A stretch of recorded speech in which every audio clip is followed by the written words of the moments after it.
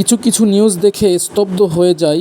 আপনাদেরকে পড়ে শোনাই। নেশা আর যৌতুকের লোভ মানুষকে কতটা ভয়ঙ্কর পশু বানাতে পারে। গাজীপুরের কাপাসিয়ার এই ঘটনা যেন তারই নির্মম প্রমাণ। মাত্র 1 বছর আগেও স্ত্রী আর 3 সন্তানকে নিয়ে ছোট্ট সুখের সংসার ছিল ফুরকান মিয়ার। প্রাইভেট কার চালিয়ে কোনোভাবে চলছিল সংসার, কিন্তু বন্ধুদের সাথে মিশে মাদকে জড়িয়ে পড়ার পর থেকেই বদলে যেতে থাকে সবকিছু। শুরু হয় সংসারে অশান্তি, স্ত্রীকে যৌতুকের টাকার জন্য মারধর ও নির্যাতন। গতকাল রাতে চাকরির কথা বলে নিজের শালাকে বাসায় ডাকে ফুরকান। তারপর গভীর রাতে স্ত্রী, 3 সন্তান এবং শালাকে নির্মমভাবে হত্যা করে সে। ছোট ছোট নিষ্পাপ বাচ্চাগুলোকেও রেহাই দেয়নি। তার ছোট মেয়েটার বয়স ছিল মাত্র 2 বছর। নেশা কি ভয়ঙ্কর! সবাইকে হত্যা করার পর ছোট ভাইয়ের স্ত্রীকে ফোন দিয়ে বলে টাকা দিতে পারে না, তাই সব কয়টারে শেষ কইরা দিচ্ছে। ভাবতেই গা শিউরে ওঠে।